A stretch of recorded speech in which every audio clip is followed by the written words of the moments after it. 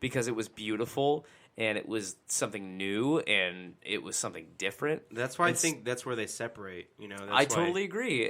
But I think like Wii U was a step back in the right direction with like a game like Mario Kart 8, and I think Mario Kart 8 Super Smash Brothers. Yes. I think Mario Kart 8 was gorgeous. I think Mario Kart 8 might have been the best looking game out of all three systems for that generation. And that wasn't because Mario Kart 8 had a 4K resolution. It's because Mario Kart 8 had a beautiful art style. And simplistic, art style. Wind Waker was the same way. Wind Waker is still a gorgeous game. Yeah. It's like still cartoony, beautiful. but looks good the way it's supposed to look. It's all about the art style, and Nintendo can make up for their graphical inaccuracy or graphical. I think it's also like the story you surround yourself with when actually diving into a game too. Like you have this like way of viewing like in Mario Kart. You've always seen it, and it's like, oh, I'm really expecting it to be pushed a little bit further. The other thing to think about is like Nintendo always tries to do something different. Like with the Wii U, they have the sensors, and now with the Switch, they tried to have a mobile console. But but look back at Mario 64. It was a launch title for 64. I remember getting it on Christmas. It wasn't the first 3D game, but it's the first 3D game you remember and the best one you can think of when it first came out. So even that revolutionized games, and it's not changing what they're trying to do, but people are thinking, well, it enhanced the graphics. Well, they did enhance the graphics, but they also went to 3D instead of side-scrolling. Then they went to a sensor, and then they had the mini discs. I mean, that's not a big thing, but GameCube had the mini discs. Then they went to a sensor. Now they're doing a mobile console. They're trying to do something different. I know VR is probably where it's at right now, but but everybody's going to go to VR. Nintendo will probably go to VR. I think, but they are going to do something different when they get there. I think so. In conclusion, in a way, I think the last great Nintendo system, in my eyes, was the GameCube. Yeah. I think that was the last system that could actually compete with its contemporaries, which was the Xbox and the PlayStation. Wasn't $500 million. Yeah, our systems nowadays. A very comparable price. And the controller was weird. It was quirky, but it worked. Yeah, and that's the only thing I couldn't get down with is just the controller. The controller is weird for me. Honestly, go back and think about it. Was the 64 controller really? 64 was so dumb. It was really great. dumb, but you loved it. You did not love it. It was so dumb. You're right. Yeah. But the GameCube controller, everybody's like, well, that was shitty. But really, kind of the 64 controller was shitty. But the GameCube controller was better, but you had the nostalgia of the 64. So, honestly, the GameCube controller was great. It really was. What it was, Pikmin, it had a few. It had a few Zelda titles. It also had Resident Evil 4. I mean, it had good games, man. And honestly, Metal Gear Solid Twin Snakes was on that. The Sega gaming console that came out. Dude, I can never remember that name.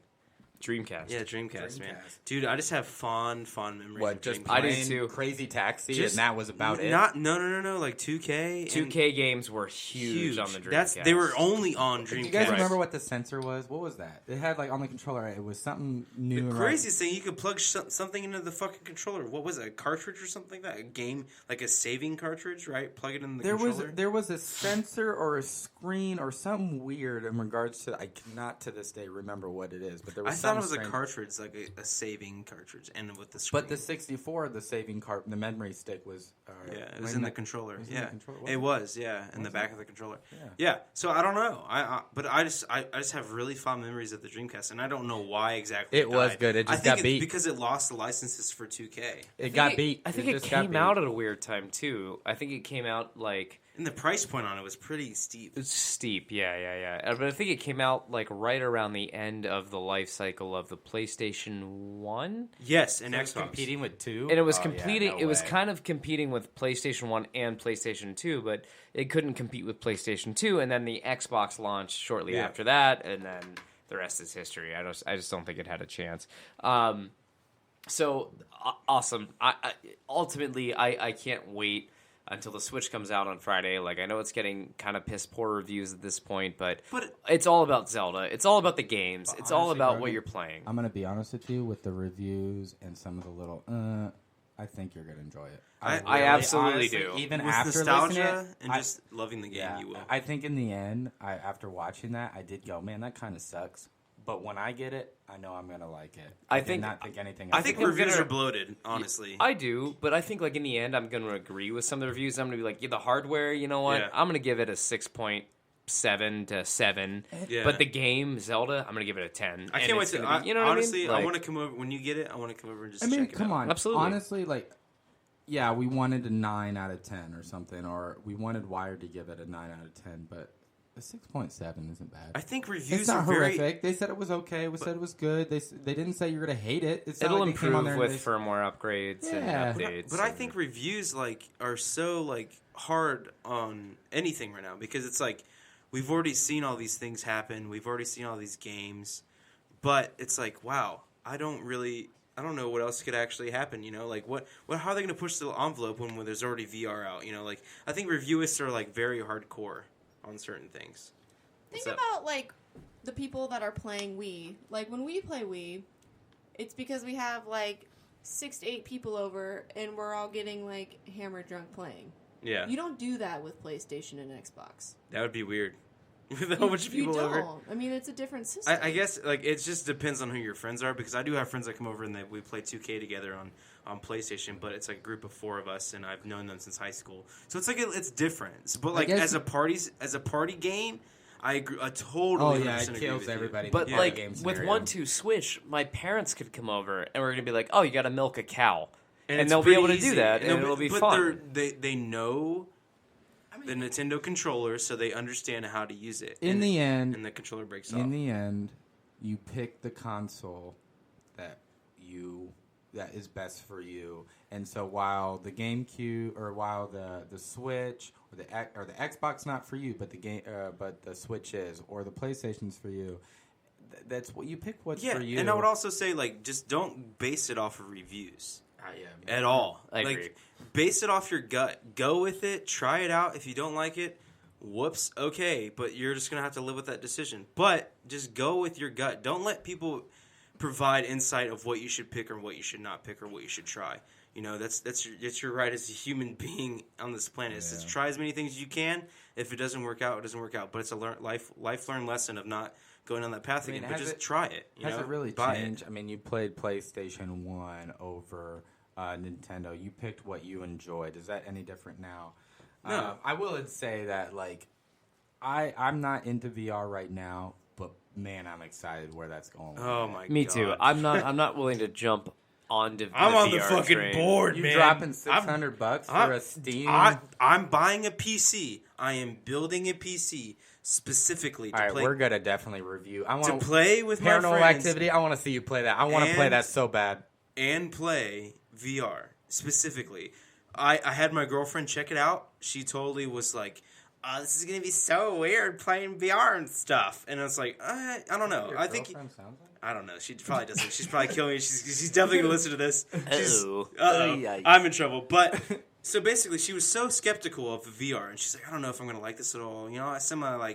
But she came from Animal Planet, not Animal Planet, but what's that? Your girlfriend Animal Crossing? came from Animal Crossing. Planet? Animal Crossing. That's yeah, a big game, though. I kind of she played Animal That's Crossing all the popular. time on Wii, but so again to what you were saying before, Wii is very connectable to anybody. Basically, they can pick it up and play and learn how to. But and when just they do it. did that, when we decided to be relatable to everyone, did they lose us? Yes, they did. But so back up to the VR thing. She tries it out and she's completely spellbound. I've never even tried it. I'm excited. And You've never even tried VR? Oh, it's my amazing. God, man, people can. I can say anything in the world right now to you, and you'd be like, "Oh, okay, sure, dude." No, I'm excited. Sure. No, but you're saying that. Yeah, I'm interested in it, but once you experience it in a way, HTC Vive and Oculus are the ways to go. But I would say HTC Vive is way better than Oculus. By the way, that's my opinion, my sole opinion of trying it, and it's literally you're 100%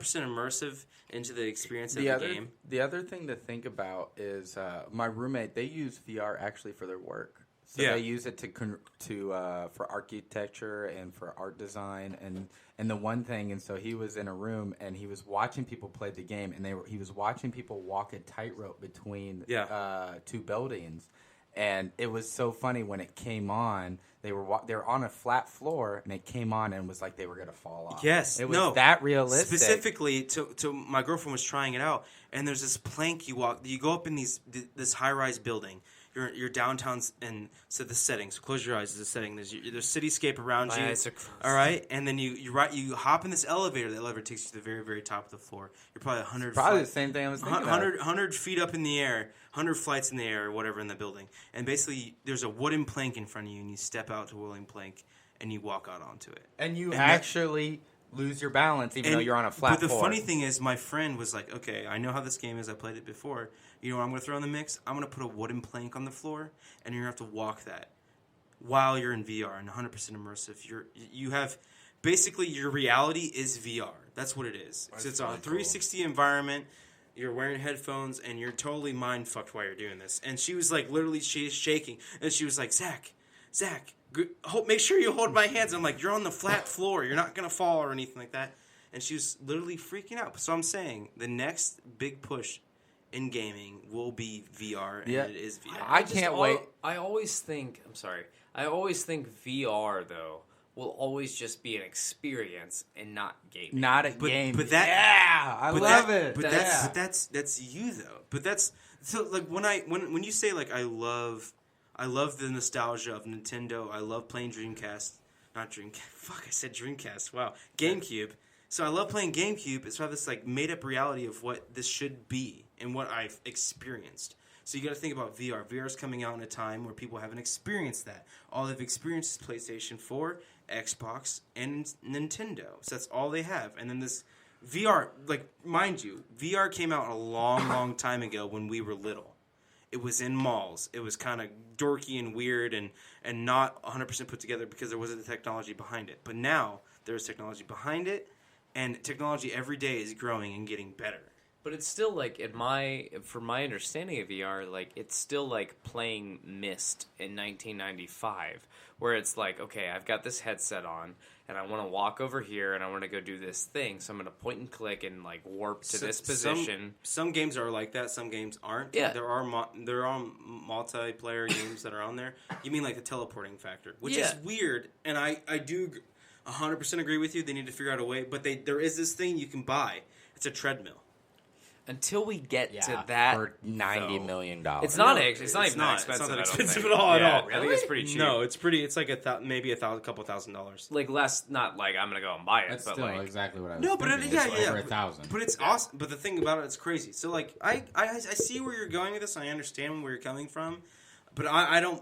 I'm more of like, let's see what we can do. Let's push the environment. Let's push everything, and create something that no one's seen before. I can't wait. That's just me as a person. And when I watched the videos of Paranormal Activity and watching people walk through a haunted fucking house and watch people freak out as they are experienced being haunted, I want that so bad.